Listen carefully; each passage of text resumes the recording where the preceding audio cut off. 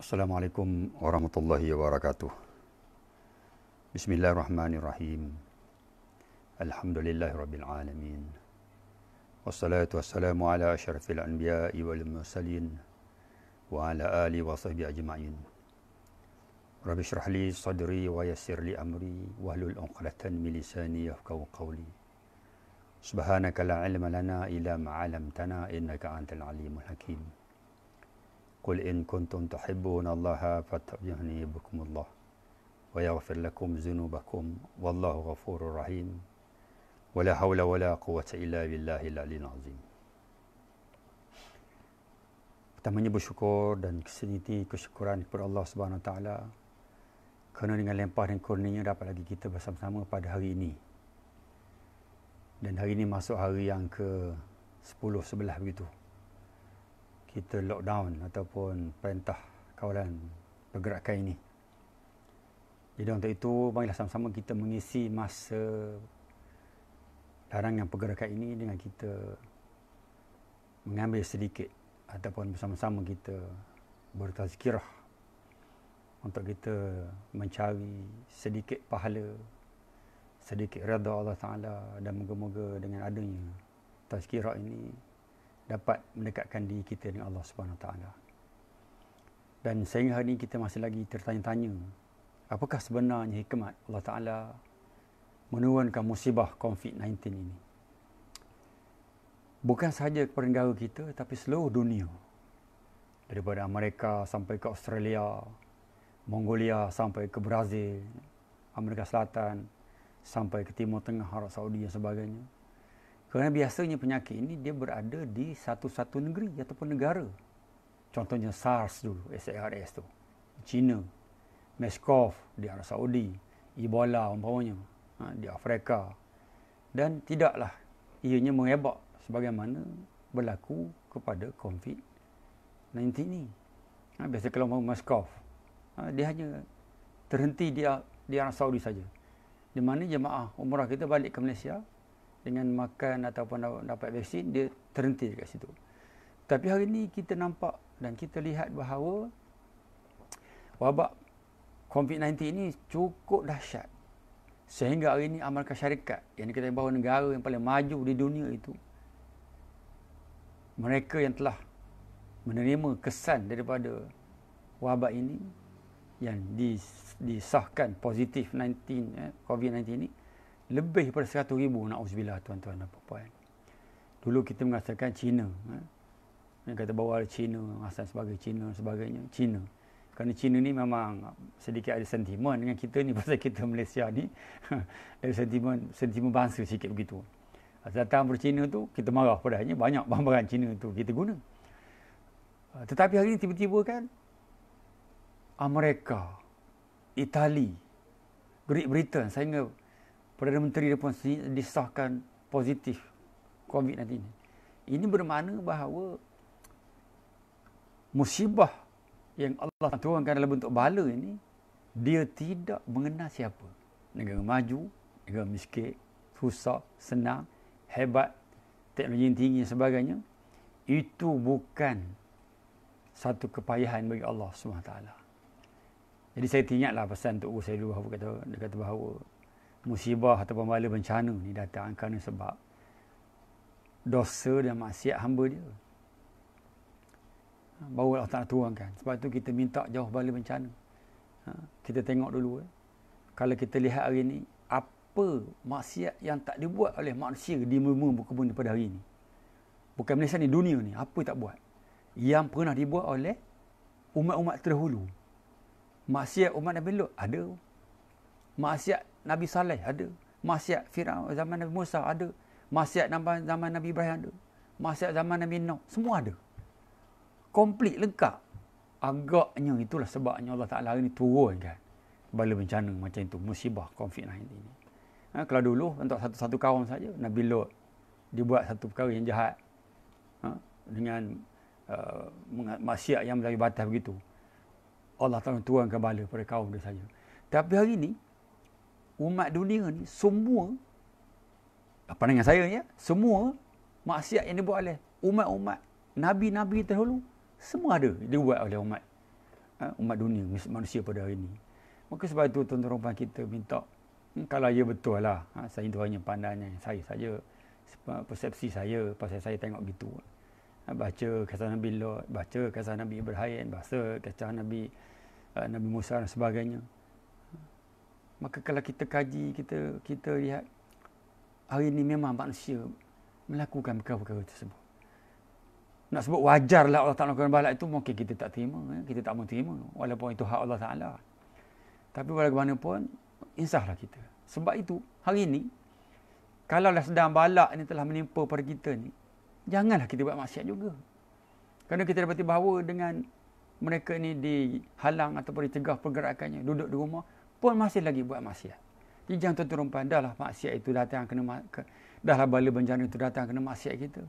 Maka janganlah ketika bala bencana musibah ni ada, kita melakukan maksiat juga. Jadi mari sama-sama kita berdoa, kita bermunajat, solat hajat sebagainya. Moga-moga kita mohon Allah Ta'ala supaya menghapuskan terus COVID-19 ini di muka bumi ini. Dan kita boleh terus melaksanakan aktiviti harian kita. Boleh sembahyang berjamaah, boleh kita beraktiviti, berniaga, bekerja dan sebagainya, tuan-tuan. Kita mohonlah dengan seikhlas-ikhlas. Betul-betul di kalbu kita. Hanya semata-mata kita mohon kepada Allah SWT. Jadi tuan-tuan, kalau sebelum ini saya bermula tazkirah ni dengan live ini dengan ataupun melalui FB saya sendiri, iaitu FB Suhardiman Muhammad Lazim. Tapi sejak hari-hari ini ataupun yang kedua, ketiga, keempat ini saya berlive dari FB Rumah Ngaji Barakah. Sebab itu dalam FB saya minta supaya mana-mana yang nak mengikuti kuliah saya ni bolehlah mengikuti ataupun follow FB Barakah ini, Rumah Ngaji Barakah ini. Tuan-tuan, hari ini kita pergi kita masih lagi berbincang tentang nafsu, tingkat-tingkat nafsu. Kita telah pergi ke tingkat pertama, tingkat kedua, tingkat ketiga, keempat yang sebenarnya kita mutmainnah. Dan hari ini kita pergi kepada nafsu radiyah. Di mana nafsu radiyah ini merupakan satu ketentuan dan kehendak Allah Ta'ala dalam segala hal. Maknanya nak sebut bahawa manusia ataupun orang yang telah sampai peringkat ini, dia telah pun menerima. Dia reda apa sahaja, di mana orang itu dia reda apa sahaja ketentuan dan kehendak Allah Ta'ala dalam segala hal kepada diri dia, ataupun persekitaran dia, ataupun kepada negara dia dan sebagainya. Dia reda. Allah Ta'ala kata bahawa irji'i ila rabbiki radiyan mardiyah, kan. Maknanya Allah Ta'ala kata bahawa kembalilah, irji'i ila rabbiki radiyatan mardiyah. Kembalilah kepada Tuhanmu dengan hati yang sama, yang puas. Ini reda dengan semua ketentuan Allah Ta'ala. Apa sahaja berlaku pada dia. Senang, susah, dia tak ada mengeluh, tak ada rasa susah hati, tak ada rasa kesal, tak ada rasa nak marah orang sebagainya, tidak menyalahkan siapa-siapa. Kerana depan itu semuanya datangnya dari Allah Subhanahu Wa Ta'ala. Atau juga Allah Ta'ala mengatakan bahawa dia mereka sama reda dengan ketentuan Allah Ta'ala. Semua reda mereka. Semua mereka ni reda dengan ketentuan Allah Ta'ala. Ya tuan-tuan, orang-orang yang sampai ke tahap reda ini, nafsu reda ini mempunyai suatu karakter ataupun suatu tabiat yang sangat hebat. Sangat hebat. Kalau nak sebut bahawa dia ini di antaranya, dia mempunyai suatu karakter yang sentiasa bertakwa kepada Allah Subhanahu Wa Taala. Dia bertakwa sehingga jiwa atau nafsunya puas dan reda terhadap semua ketentuan Allah Subhanahu. Dia tak kisah apa-apa pun. Dia sentiasa reda. Sebab apa? Dia sampai peringkat takwa. Di mana tuan-tuan puan, beberapa jenis sifat ataupun karakter ataupun perangai ataupun sikap orang yang berada di tahap ini. Yang pertama sekali, dia sentiasa ingat Allah Ta'ala. Sentiasa ingat Allah Ta'ala. Dalam apa jua tingkah laku dia, tindakan dia, kerja buat dia, amalan dia, mesti dia mendahului Allah Ta'ala. Mesti dia mendahului ke Allah Ta'ala. Maknanya bahawa kalaulah amalan dia, perbuatan itu tidak diridai Allah Ta'ala dan tak suka Allah Ta'ala, Allah Ta'ala tegah dia, maka dia tak akan buat. Contohnya menipu. Kan? Menipu. Menipu ni merupakan suatu tegahan Allah Ta'ala. Apabila dia nak menipu saja, dia tu hina Allah Ta'ala. Oh, tak boleh menipu. Ini dihalang Allah Ta'ala. Dia nak mencuri umpamanya. Nak mencuri. Kan? Nak mencuri. Memang dia ada peluang mencuri. Dia ada peluang buat jahat. Dia ada peluang. Tapi apabila dia nak buat sesuatu sebut, ini rupanya dihalang Allah Ta'ala. Tu, dia ingat Allah Ta'ala. Kalau dia buat baik pun sama. Oh, ini dituntut Allah Ta'ala. Dia nak sembahyang sunat. Aku nak sembahyang sunat hari ni. Sembahyang sunat hajat ke, duha ke, tak kira apa-apa benda. Oh, ini Allah Ta'ala suka dia buat. Maknanya, dia sentiasa melakukan perkara yang disukai Allah Ta'ala. Dan dia meninggalkan perkara yang tidak disukai Allah Ta'ala. Dia sentiasa ingat Allah. Dan arti kata bahawa zikir. Ni zikir. Dia sentiasa berzikir kepada Allah Ta'ala. Berzikir. Tak kira zikir tu dalam bentuk dia berzikir, lafaz zikir betul. Zikir, kita ada zikir. Kalau kita baca tasawuf, kita tasawuf. Ini kita cerita tentang tasawuf ni. Kita ada zikir lidah, lisan, subhanallah, subhanallah, subhanallah. Kita zikir hati, lisan, hati. Hati kita berzikir walaupun lidah kita tak berbunyi, tapi hati kita sebut subhanallah, subhanallah. Ataupun dua sekali. Lisan dan hati sekali serentak. Itu ada dia punya peraturan dia. Zikir ni ada peraturan dia. Bagaimana kalau dia lisan saja, bagaimana kalau dia hati saja. Dan jangan lupa satu lagi zikir, iaitu zikir fizikal kita. Zikir fizikal kita ni, jasmani kita ni. Apa dia? Zikir jasmani kita ni tidak melakukan maksiat. Itu zikirnya. Jasmani kita sentiasa ingat Allah Ta'ala. Nak buat jahat, tak jadi. Nak buat jahat, tak jadi sebab dia sentiasa ingat Allah Ta'ala. Itu yang pertama. Itu ringkasnya. Yang kedua, ikhlas. Ikhlas, makna buat sesuatu amalan itu semua kerana Allah Ta'ala. Orang suruh ke, orang tegur ke, orang marah ke, orang suka ke, orang tak suka ke tak, dia buat ni kerana Allah Ta'ala. Tapi dengan syarat lah. Kerana Allah Ta'ala itu betul-betul hak Allah Ta'ala. Memang itu Allah Ta'ala suruh. Tapi kalau kita buat sehingga dia menimbulkan fitnah, itu tak jadi juga. Memanglah ini hak Allah Ta'ala, tapi kalau menimbulkan fitnah, lagi besar, lagi bahaya. Maka kita buat ikhlas lillah Ta'ala. Memang semata-mata, kalau kita sekarang ni kan, kita nak buat bantuan. Bantuan kerana Allah Ta'ala. Kita nak bantu orang. Dan kita ni bantu bukan dalam bentuk keuangan benda saja. Seperti sebenarnya doa pun boleh. Doa, kita munajat. Dan orang tak sedar, boleh kita beri manfaat. Kalau dalam bentuk wang, kita ada wang, bagilah. Kalau kita ada harta benda, bagilah. Tapi kita lupa. Kita menginfakkan anak kita. Anak kita. Ataupun orang bawah tanggungan kita. Pergi tolong orang itu. Pergi tolong orang itu. Dia pergi tolong. Lo pergi tolong. Anak kita pergi tolong. Kan? Itu pun sebagai satu amalan juga. Tapi kena ikhlas. Ikhlas itu maknanya semata-mata kerana Allah Ta'ala. Bukan kerana nak nama, nak pangkat, nak harta, nak kedudukan, nak pujian, nak sanjungan. Tidak begitu. Okay, itu yang kedua. Yang ketiganya iaitu wafak. Wafak ni maknanya dia menepati janji. Dia sentiasa menepati janji. Dia tidak akan mungkir sekali-kali mungkir. Kalau dia berjanji A lah. Kalau B lah. Dia akan berusaha menunaikan janji dia.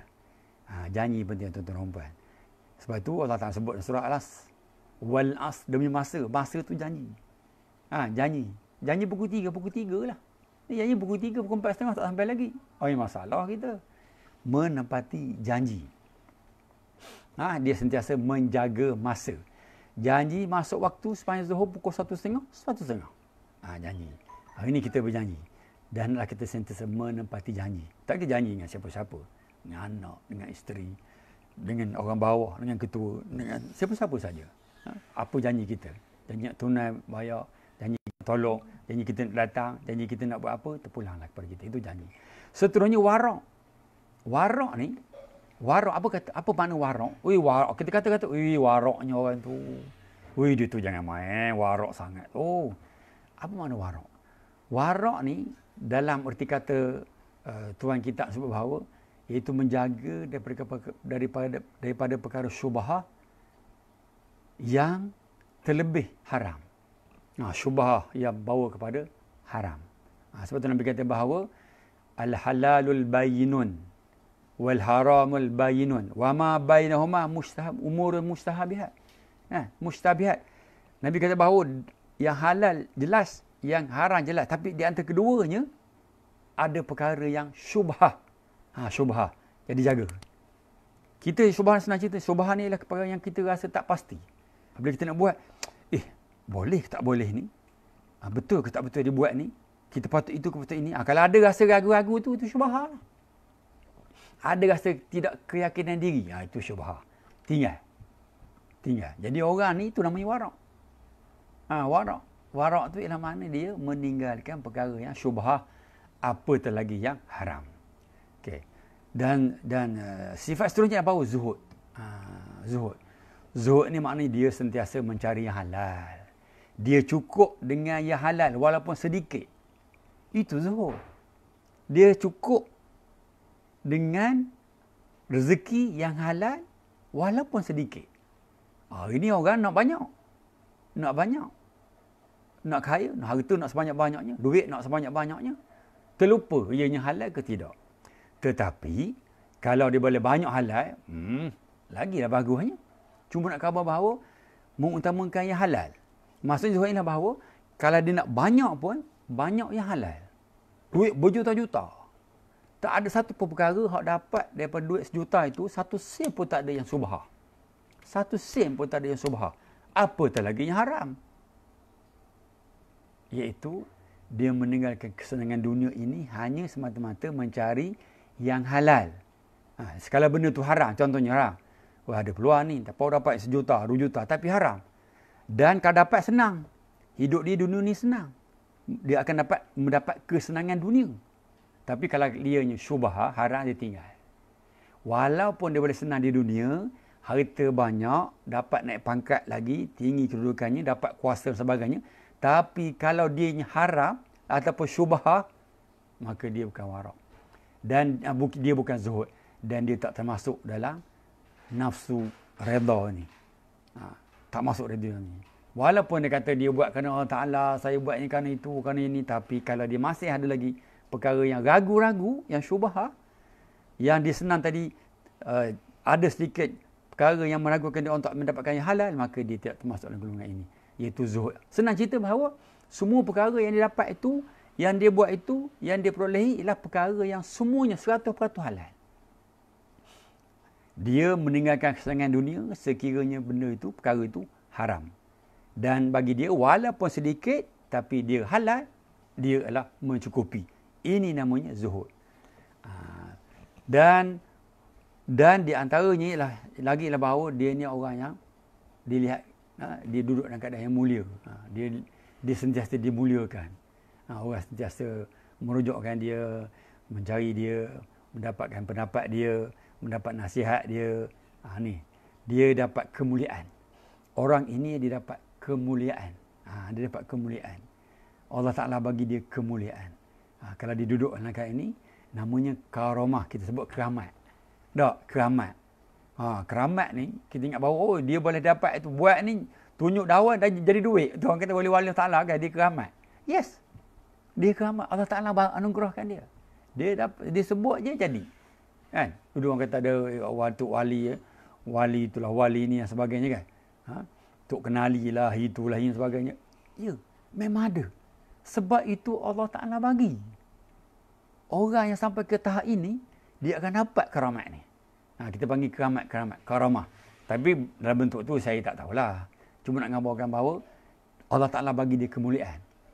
Dan orang lihat dia berbagai-bagai kelebihan pada dia. Dia boleh mengubat orang umpamanya, boleh menyelesaikan masalah orang umpamanya, boleh tolong orang sebagainya. Itulah kehebatan dia, iaitu karamah. Karamah ni maknanya mulia ataupun kemuliaan. Bukan keramat-keramat nak itu nak ini macam sebut jadi-jadi, bukan gitu. Itu Allah Ta'ala punya. Ini karamah ni Allah Ta'ala bagi. Bukan dia punya, Allah Ta'ala bagi dia. Dan seterusnya bahawa orang yang sudut dalam keadaan ataupun sifat karakter redha ini, nafsu redha ini, dia sentiasa rindu kepada Allah Subhanahu wa Ta'ala. Dia sentiasa rindu kepada Allah Subhanahu wa Ta'ala. Dan nak sebut bahawa semua sifat redha ini duduknya seluruh badan manusia, lahir dan batin. Di luar pun dia nampak hebat, Dalam main pun nampak hebat. Mana dia ni hebat, luar dalam. Rohani dan jasmani, zahir dan batin. Zahir dia sentiasa mentaati perintah Allah Ta'ala. Batin dia sentiasa berzikir kepada Allah Subhanahu Wa Ta'ala. Jadi tuan-tuan dan puan, saya fikir sampai situ dulu hari ni. Untuk kita sama-sama mengambil sedikit iktibar. Cerita tentang nafsu. Dan insyaAllah ada dua lagi jenis nafsu yang akan kita bincangkan pada hari esok. Dan hari ini marilah sama-sama kita fikirkan, boleh tak kita sampai ke peringkat ini. Kalau amarah tu memanglah tak nak kita ada kat situ. Itu basic, asas, memang ada. Lepas tu pergi lawamah. Kalau sebab bahawa pergi ke mutmainnah, mulhimah sebagainya, maka hari ni kalau redha ni dia mungkin dah pergi ke 7% dah baik. 7%, 8% dah baik. Jahat jangan tinggal sikit-sikit lagi dah. Ini kita berusaha kat itu. Kalau tuan-tuan nak yang peringkat ini, maka kena ambil kira tentang apa yang kita bincangkan tadi.